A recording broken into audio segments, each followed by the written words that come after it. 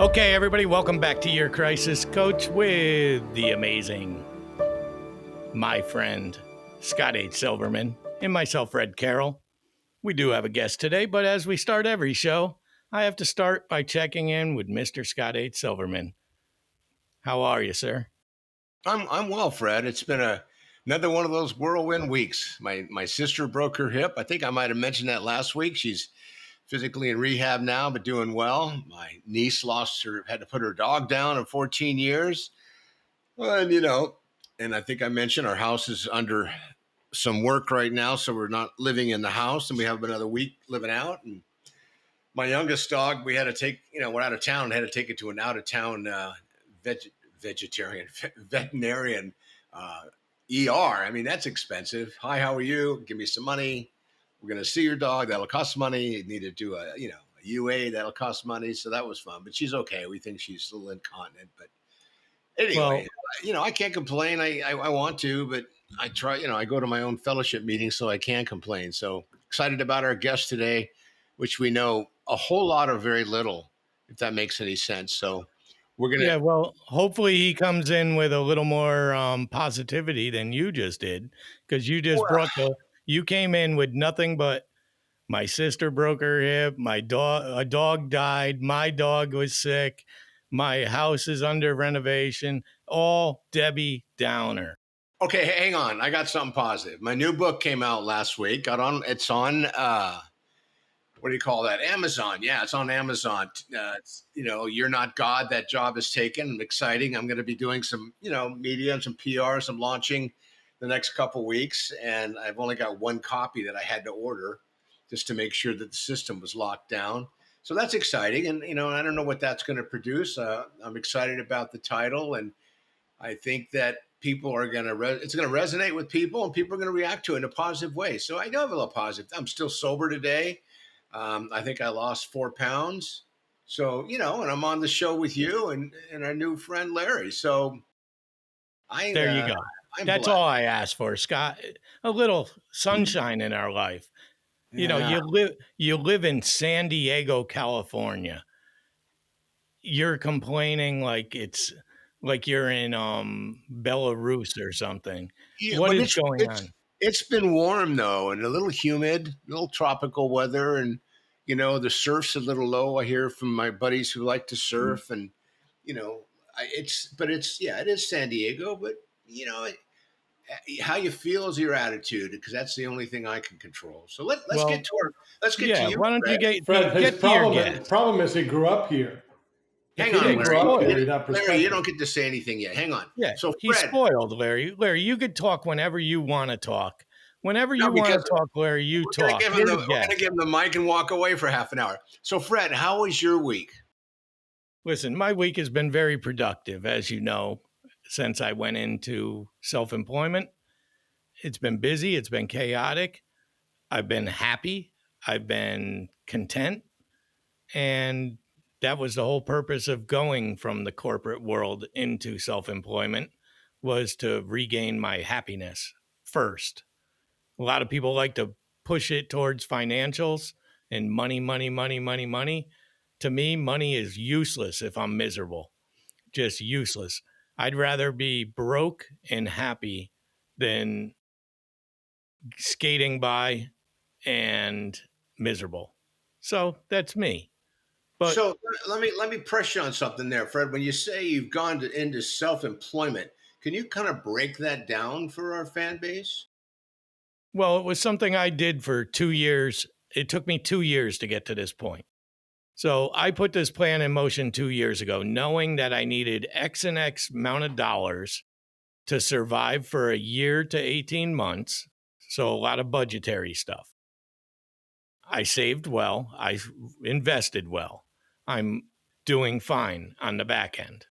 But I don't want to touch all that. I could easily just go to the bank, take all that out, and be broke there, but rich here, or whatever you want to call it, or have some wealth here. But that's not the plan. Instead, I used the interest over 2 years, and I'm taking loans to myself from my own money management account.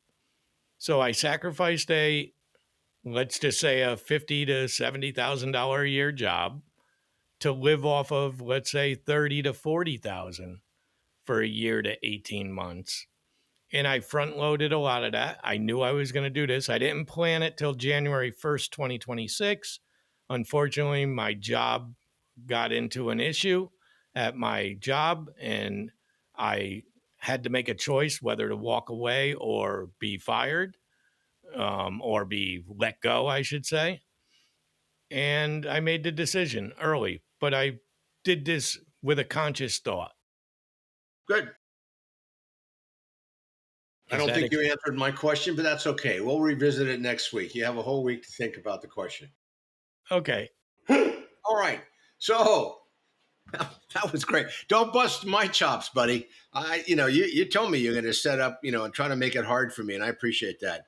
So Larry Kesslin, Kesslan, correct? Yes, sir. Good. All right, that's all I know about you, brother. So what I want to do is, we actually have something in common, and I'm going to let you bring that up because I think that's important. You initiated the first contact, and what we do have in common, I think that was kind of a small world. But before you go, real quick, I'm working with this family. I'm doing an intervention with them virtually, and today we had our second meeting, and we're talking, and it turns out the mom went to the same high school I did in San Diego back in the 70s. I mean, 3.3 million people. What are the odds of talking to somebody who went to the same high school you did, was it maybe 55 years ago? It's just amazing. Is that when high schools had dirt floors and, one classroom for all the students? We had those kind of desks, and being a bigger guy, I couldn't get out of mine. I had to use a hacksaw one day to get out of it. And they had chalkboards, and we had to pedal to keep the lights on. Yeah. Thanks, Fred. I appreciate that. All right, Larry, back to you, brother. So, first, thanks for being here today. And you can tell why we don't want to script what we do, because it would probably come across more strange. So tell us who you are, Larry, where you're from, and how we met. And then give us some details about you and your book and what's going on in your world. And you've heard from both of us how not to do it. So clearly you can make us both look like we're in night school. Go ahead, buddy. First of all, thanks for having me on. Fred, pleasure to meet you virtually for the first time. And Scott has no perspective. 46 years on the East Coast, New York, New Jersey. You get to appreciate every day here. It is never hot. It is never humid. It is never sticky. There is no such thing as sticky in San Diego, California. There's stickier than it was the day before, but sticky is a whole nother conversation. But so Scott and I met through a woman we have in common, and not that type of woman, but her name is Judith Briles. And Judith goes by the Book Shepherd, and Judith helped me publish my latest book. She also helped me publish the book before this and the one before that. So this is my fourth book. First one was done through Advantage Press, which is now part of Forbes. And I don't know, my brother asked me before I was writing this book, he's like, why do you keep writing books? And Scott, I'll ask you the same question. I mean, I think I write books because it's great therapy for me. I mean, it helps me get the shit out of my head that needs to get out of my head so I can write it down. And this book's called The Joy Molecule. The title came from the last book. And the idea is this concept of C2P is where the name came from. And C2P stands for conscious connection plus purpose equals joy. And joy comes from this place of knowing when you connect with others that have shared purpose, that's where joy lives. And my last writer we did a book called Success Redefined. And this was inside the book. And I never wrote the word the joy molecule in that book. But she said, Larry, H2O is the water molecule. Conscious connection plus purpose is the joy molecule, because H2O is water, C2P is joy. So I started playing with that back in January of this year, 10 years later. And I've been on this journey literally for the last 13 years. This whole book is about the day that I landed in Africa in 2012. And I landed in Entebbe Airport in southern Uganda. And for the next 24 days, I spent literally in rural villages in eastern Uganda, northern Uganda, and in Kenya on safari. And I met some of the happiest people I've ever met in my life. And my last book was called Success Redefined because I had defined success at 28 as the ability to do what I want whenever I want to do it. And now at 48, I'm in Africa for a month. My business is going fine. I'd been on my own for, 18 years at the time. Self-employed, left GE back in 1993. So I'm in Africa and I'm successful. Yet I'm seeing all these people, Scott, they're happier than I am. They have so little. And I'm trying to figure out why they're living with so much joy and I'm not. And I get back from that trip and I'm sitting there in JFK Airport after 30 hours on a plane. And I just started thinking to myself, is this what it's about? Am I trying to be successful? And I said, no, I need to be significant. I said, I'm done with success. I was just reading Halftime by Bob Buford. Second Mountain had come up from David Brooks, had written that book. And I'm starting to realize that I need to be significant. And about a year and change into that journey, I realized that success without significance wasn't success at all. So I tried to redefine success. So success, ability to do what I want whenever I want to do it. The new definition, the ability to do what I want whenever I want to do it while being part of something greater than myself. So I needed to include that significance piece. And for the last decade, I've been living in San Diego trying to find my joy and trying to figure out what it is for me. And I define joy as knowing what you are, who you are, and why you are. So I've created this joy molecule. So if you look on the back of the book, there's a joy molecule. In the middle is a joy, and the three atoms around it are your what, your who, and your why. And in 2015, I walked away from my business after 20 years, pulled my kids out of school, took a trip around the world, went to Australia, went to Dubai, a little bit of time in Israel, and then 3.5 months in Europe. And the craziest part, Scott, what's the first question most people ask in the United States when they meet somebody? First question people ask, what? What do you do? What do you do? That's the what. The three circles around the why are different sizes. And the what is the smallest circle, the smallest atom. The who is bigger, but the why is the biggest. And when I was in Australia and I was in Europe, nobody asked me what I did.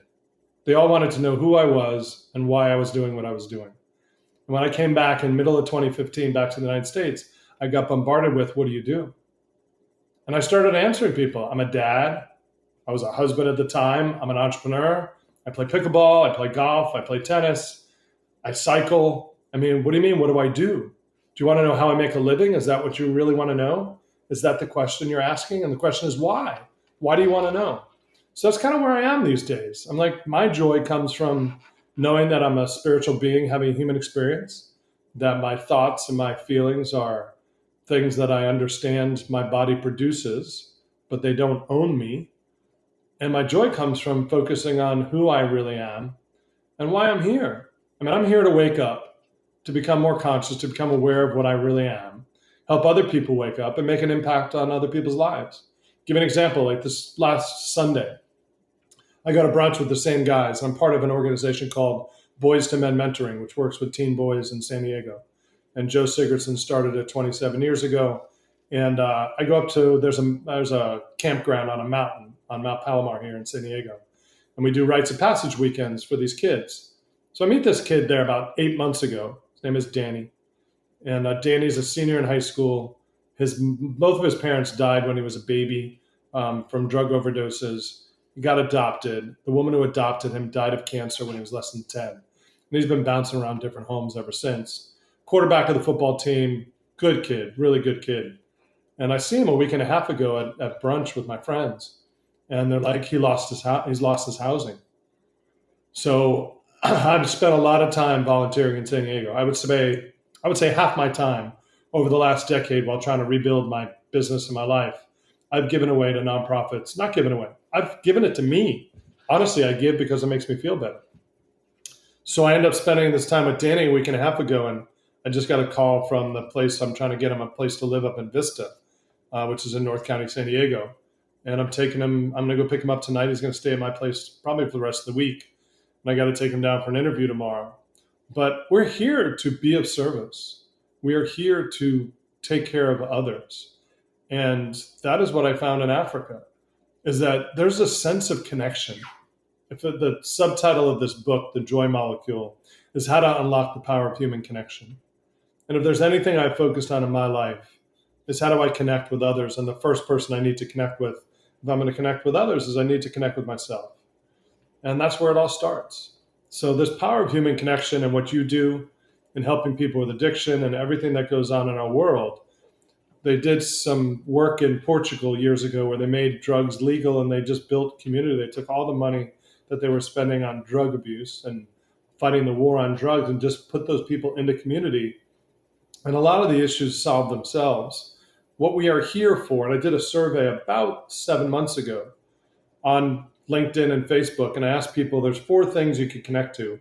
Assuming you want to connect with God and assuming you want to connect with yourself, the next 4 things are the planet, another animal other than a human, your music or your art, or another person. And I said, rank those from 1 to 4. 79% said they wanted to connect with another human. About 8% said they wanted to connect with the planet. And between 6 and 7% were the other 2, a non-human animal, pet, whatever, or their music or their art. So if we're here to connect with other humans, and the best way to do that is connect with ourselves first, why don't we teach that? Why don't we explain that? Because all we're doing is fighting with people. All we're doing is taking positions and trying to be right. And I'm sure that comes up a lot in your work, is that when you're trying to do mediation, you're trying to get people through things. It's like, I'm rooted in being right. But what does right mean? I don't know anything. I mean, I'll be 62 in 2 days, and I know nothing, my friend. All I know is that I'm asking questions every day. And whenever my mind tells me it thinks it knows something, I know I'm screwed up. And I just need to go back to, okay, why am I here? What am I trying to accomplish? So I've been on this fascinating journey. I love meeting people. Probably going to have 100 friends at a facility on Wednesday, just thanking them all for being there and signing some books and just introducing them to some good people. Half of the proceeds from the book are going to 2 different nonprofits in town. So 25% goes to Boys to Men Mentoring and 25% will go to Challenged Athletes Foundation. There are 3 stories in the book about some amazing humans that I met that happen to be, one is blind, one lost her arm in a motorcycle accident. She's a world champion archer. Another's quadriplegic. He's the coach of the wheelchair rugby team for the U.S. team in the Paralympics. And the third one is Jeff Mata. He's blind. And I did the ride from San Francisco to San Diego with him in 2022 called the $1 Million Challenge. That was 640 miles on a tandem bike. I was the captain. No, he was not in front. I was the one with the eyes and the steering, and he was in the back. He was a little engine. He's an amazing human being. So I have his story in there. And that whole chapter is about identity and ego. Is that when I let my identity and my ego try and define me, that's when I get in trouble. So the book, it came out of me. I really can't say that I wrote it. It wrote itself.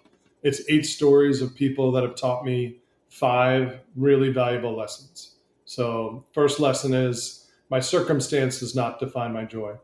If I can meet people in Africa that are happier than anybody I know, then there's something that I'm missing. Second one is, my work needs to matter. Carrie Rich, her story, she was handed $2 million at 26 to go change the world. She built something called the Global Good Fund. Lesson number 3 is identity and ego. I call it the identity illusion. That'll be a new book with Joe Delagrave. He's the 3rd story in that chapter. The 4th lesson is Judith Brile's story, the woman we have in common, all about perseverance and persistence and patience. That's the 4th lesson. And then the 5th lesson will also be another book in the future, and that one's called The Enough Academy. And when we have enough as a society, what is our responsibility back to those around us? And I tell the story of Irving Levin. Irving lives up in Portland, Oregon. He sold a bank 20 years ago when he was 50 years old. And over the last 20 years, he's been giving a lot of money to charity. And he has focused most of his charitable giving to first-generation college students. He has helped 1,000 kids graduate college as of this past year. And starting this semester, he'll have 1,000 kids under scholarship, $5,000 per semester, or per year per kid, 4 years scholarships to each kid. Most of them are not kids. Most of them are adults working, all going to state schools. And so that's $5 million a year that is an annuity that he invests. Plus, there's the business of taking care of all those students. And him and his wife get so much joy getting to know these people. It's not just giving them money, it's actually helping them with their lives. So, you know as much as I do that giving is where we get our joy from. Being of service to others. It's not about us. We're here to be and to live and to help everybody around us. I mean, I work with boys to men, and I say it in the book, I get more from the boys than they get from me. And they thank me all the time. But I just have resources. They have life experience and they have wisdom. It's crazy, some of the stuff these kids say. And I have no idea where it comes from or how they got it. But some of them are beyond their. My daughter is 25. When she was 6 years old, she says, Daddy, nobody knows what's going on inside of my head except for me. I mean, where does a 6-year-old learn that? I mean, there's so much wisdom in these kids because they're not polluted with all the stuff that we've learned as we get older. We have all our set in our ways and believe that we're right. I don't know. That's a long introduction. But it's that's beautiful. where I am in my life. It's beautiful because Scott knows I love a guest that knows how to talk. I love a guest that knows how to tell the story, get to the juicy parts. I could sit and just listen. I feel like I'm watching a podcast and I'm fine with it. I do so much of this on a daily basis that it's rewarding, especially for an author, because I do interview a lot of authors and I am an author myself, but I do interview authors and they are not the most engaging people usually. Authors are not very outgoing a lot. And I'll give you an example real quick is when you ask somebody what their book is about. Some people can't tell you what their book is about. And I'm like, you wrote the book. You got to tell me what it's about. They just don't have, because they spend so much time alone, so much time on their own when it comes to the public marketing of your book and stuff. You have to have your 30-second ABC. You got to have your beginning, middle, and end, and bang, without boring them. You got to use your keywords. It's all marketing. You're trying to sell yourself and the book. So I appreciate it. And I like how your book kind of replicates what I was saying at the beginning when Scott asked me the question and I misanswered it. But I kind of said the same thing. I left my job to find my happy. And I had no idea your book had a similar undertone to that. So I appreciate it. I have a big difference between happiness and joy. I was on a hike just Friday morning and somebody said, aren't happiness and joy the same thing? I'm like, no, I don't believe so. And there's a lot of people I've asked. I mean, if you couldn't tell, I'm an extrovert. So, and I'm actually probably an extrovert's extrovert. I'm like, I feed off of energy of humans. And I define happiness as getting my needs met. And I think the challenge, my last book that was called Success Redefined, the working title was When Wants Become Needs. And the subtitle was For Very Important Busy People. And I think the challenge in our society is that we've turned wants into needs. And when you need something, your happiness depends upon getting your needs met. So for me, getting my needs met is my definition of happy. And joy is knowing what I am, who I am, and why I am, really with a focus on the who and the why. But if you don't know your what, you can confuse people. So I think the people that are the happiest, the people that it's just, I don't know, it's just at a point in time where there's so much anger and there's so much rage and there's so many people that are trying to get their, I don't know where they're trying to get to. But this idea of just breathing and just being. So there's the be, do, have concept. If you are able to be and you do the actions that your being tells you to do, then you'll have everything you ever wanted to have. But most of our society is taught I should get what I want by doing the things I want, and then I'll be whatever. It doesn't work that way. It just doesn't work that way. So I'm on a journey right now. My opportunity is to, I was on stage a lot for 15 years. Did a lot of public speaking in the tech industry. And I'm starting to reconnect with my old friends. I walked away 10 years ago, like cold turkey, walked away. Didn't want to get on an airplane again. Didn't want to start traveling for work. But my kids are grown. I'm at a different place in life. I'm ready to get on a plane, I don't know, once or twice a month to go get paid to speak. But I don't know, the world is ready for new voices to help find clarity and find common ground and find a centeredness that doesn't exist in our society today because we're so focused on what? So focused on what we do, so focused on what we want, so focused on what we have versus who are we and why are we really here? Like if you just ask somebody to slow down and say, why do you exist?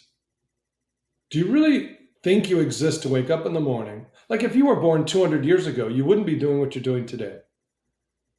So if you did wake up 200 years ago, what would your soul be doing? What was it that you were put here to do? And I know I'm really good in a mid-sized city. You put me in a small town and I'll run out of people to meet in about a month. And then I get bored. But San Diego is a perfect size for me. New York was a little too big, and New York was a little too much about how do I make it. New York was all about winning, was all about accomplishment. 7 to 7, 7 days a week, 24 hours a day was all about getting to the finish line first. And the adrenaline rush that most people love about New York never spoke to me. But I spent 46, almost 46. I moved when I was 46, but I spent a year in Florida when I was 5 and went to Pittsburgh for a year and a half right out of college. But most of the rest of it, so let's say 44 years or 43 and a half years were spent in northern New Jersey and New York City. And Well, I it's a want different to, energy. one thing I want to say before we even get to Scott is this is the longest, from a production standpoint, this is the longest Scott's never said a word. And it's almost, it's new to me. It's fresh, but I'm going to give him a chance to talk now because I know he's just burning up with questions because I know him that well. Scott, you still there with us? Oh, I'm good, Fred. Yeah. What do you got to ask? Well, I have no questions. He's answered all my questions. So Larry, do you remember the first thing you said to me? Do you remember what you asked me? I do not remember exactly what you asked me. Well, earlier you said when you don't ask people what they do. What do you do? You asked me because I remember it because I know I remember it because you had shared with me after talking that's what you do. People do that. What do you do? Like that's a qualifier so they can put you in a box and then know what to do next. You asked me what I'm going to have for breakfast. We were sitting at the table and I said, why don't we split something? How hungry are you? And oh, not really. So we ended up splitting, some scrambled eggs, bacon, I think. And I don't know if there was a pancake or toast. I can't remember. Some sausage and a pancake. Yeah. Yeah. So that was your first question. So, your platform, I'm going to use my words, your platform you're on, your canoe of life, the river you're, flowing on, the inner tube you're on, going down the water, whatever you want to call it, it's kind of unusual. I think you know that. So what interests me when you first meet people and you kind of, you bring your persona and your heart to a conversation, what is the reaction you get from most people? It's across the board. Most people find it refreshing. The people that don't know me. The people that know me, I have transitioned so much in the last 10 to 15 years that even the people that know me probably don't know me. So when you have some awakenings and you realize that it's the biggest thing that shifted in my life. And I'll leave, if anybody ever wants to have this conversation, to me, this is the most powerful conversation we can have as humans.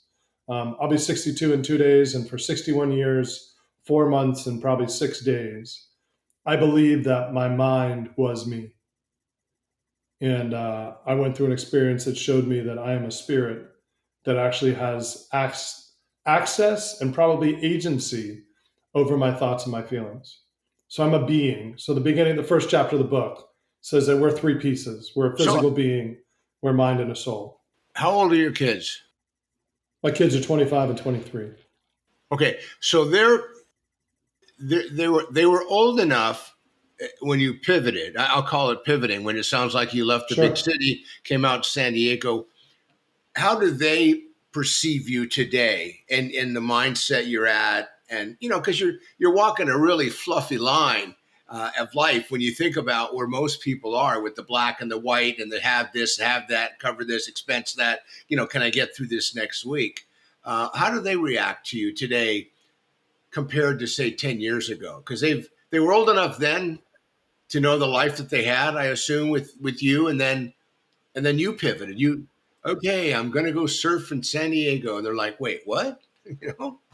What were they? Because they grew up in New York, so my sense would be that they're used to going 90 miles an hour, and that was the norm. And all of a sudden, now you're moving out to San Diego, and you've got this feeling about life. How do they react to you? What do they say? I think they were 8 and 10 when they moved here. So I had them volunteering when they were 5 and 7. I took them to Africa when they were 10 and 12. And the reason I pulled them out of school for 6 months, I was going to do it for a year, but I shut off my cash flow, so I couldn't afford a year. But they came back from Africa different. So I don't think the last 10 years. I mean, I left my marriage 2 years ago, so they see me very differently than they did 10 years ago. I'm a different person. So if I asked your oldest, if we were to call your oldest right now and put him on, get him on and say, she, your daughter, and say, what's your dad been smoking the last couple of years?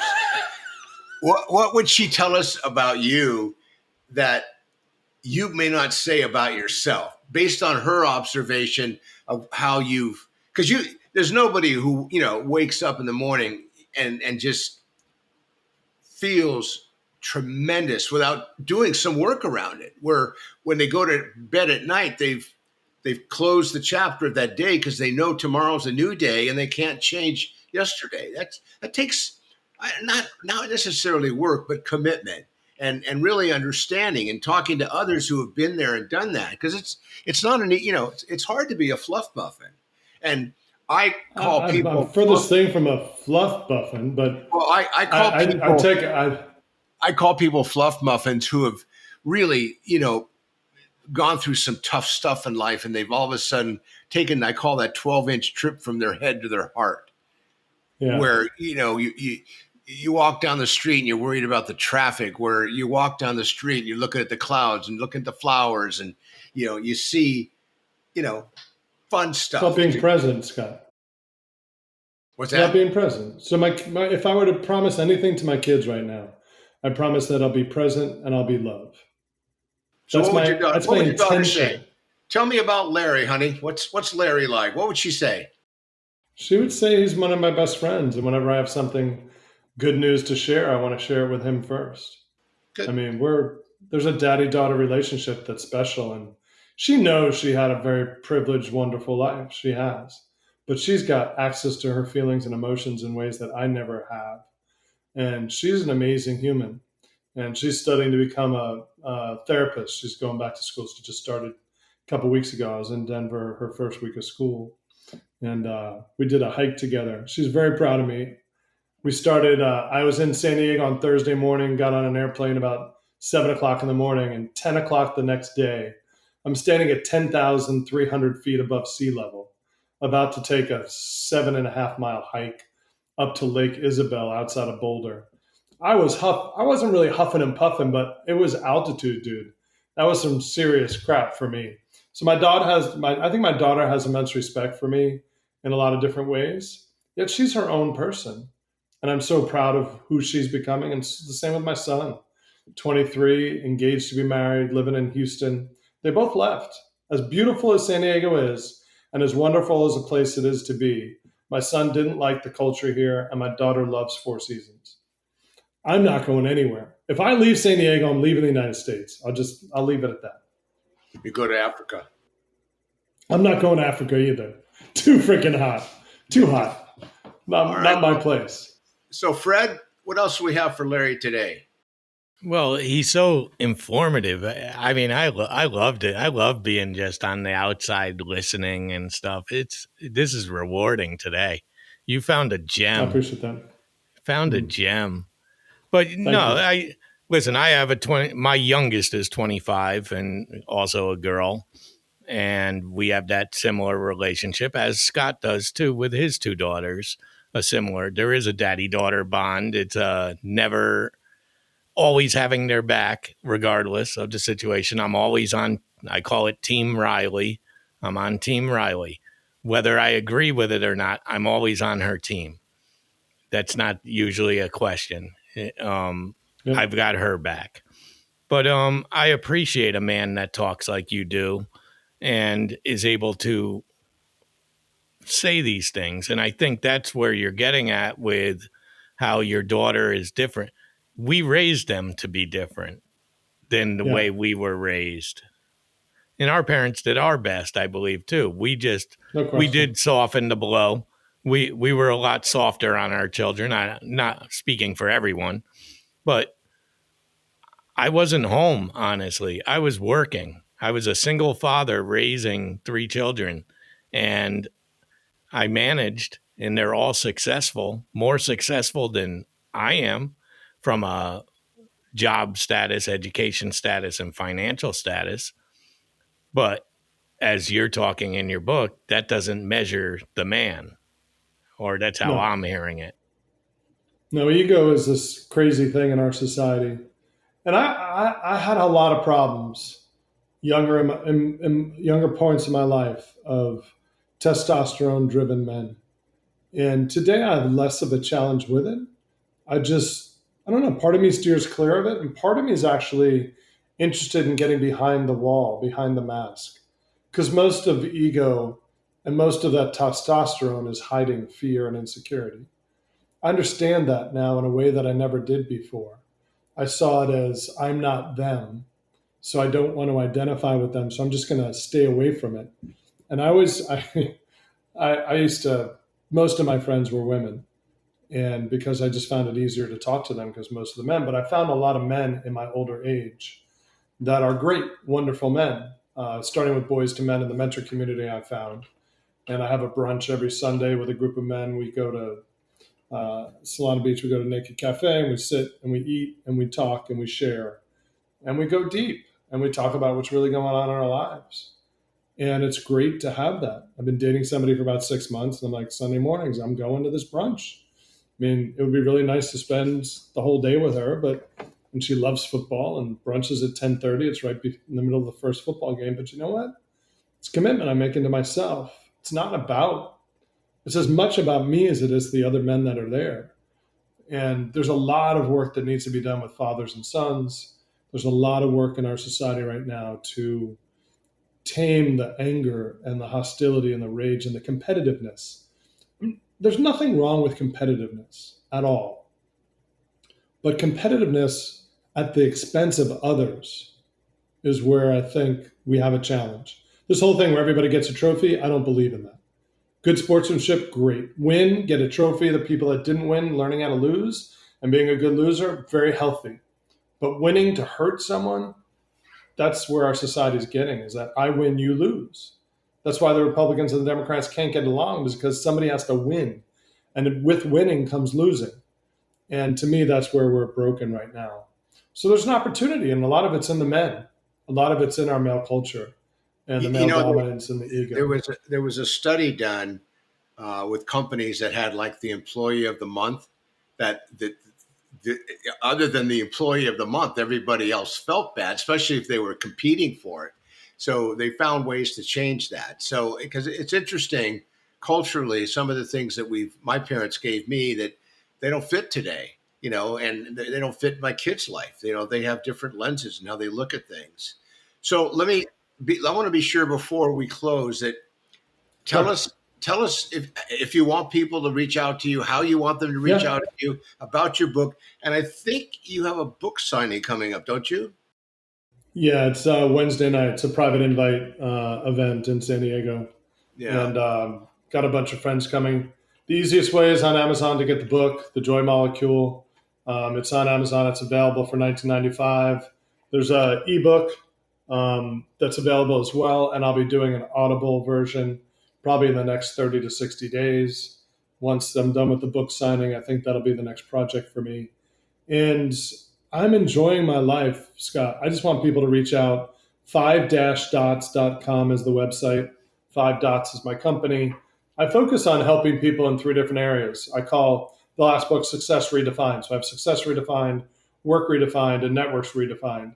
So Success Redefined is helping super successful people in society's vision find real success, which is finding inner peace, helping them with philanthropy, helping them figure out how to use their money to do good in the world, giving them more opportunities to find joy.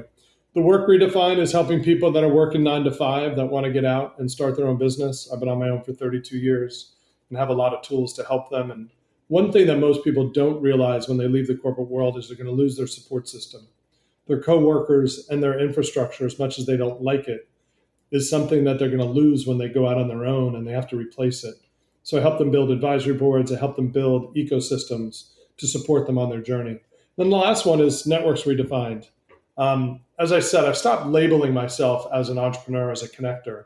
I'm a spiritual being that has gifts and skills. So one of my gifts is as a connector. And stuff comes through me, so I naturally network. And I meet people and I get to know who they are. And I really sense, like you and I spoke, I look to sense somebody's heart. Might sound really weird, but I'm sensing whether they're a good human or not. I have this idea of sharks, dolphins, and sharks that dress up as dolphins.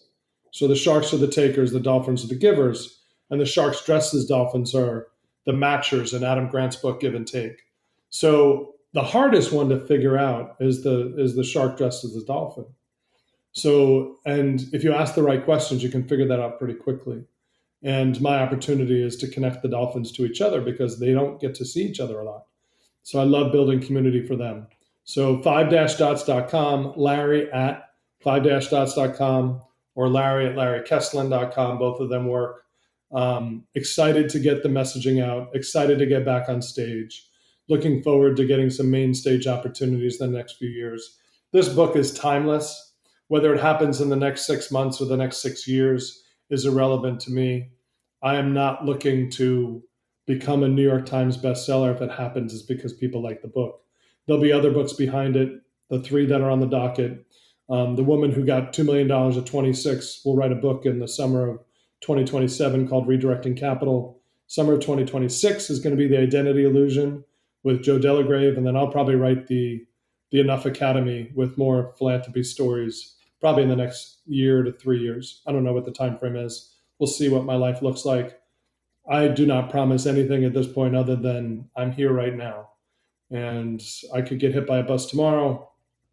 We really don't know. We are so rooted in needing to know.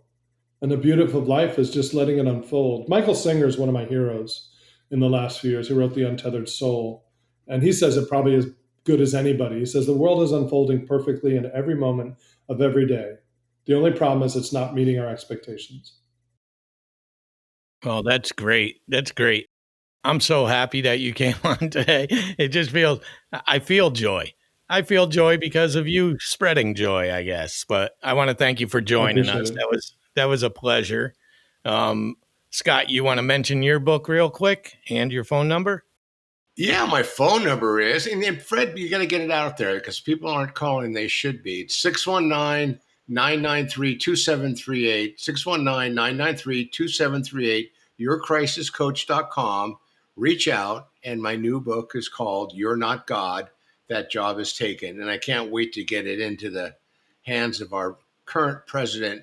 And hopefully someone will read it for him. At least look at the title because, I think it's God. Come on. Yeah, I want to start there and then move around the country. We'll see how it goes. Well, good luck to that, and let's hope it goes the way you want it. But yeah, this is a good show. We had a good time today. Everybody go out and buy Larry's book, buy Scott's book. Hey, you could buy my book, When Your Ego Throws a Pity Party, Go Alone, is available on Amazon and wherever you buy books.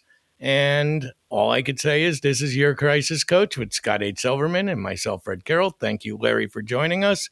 And if nobody has told you they love you today, we love you, and we will see you again next week.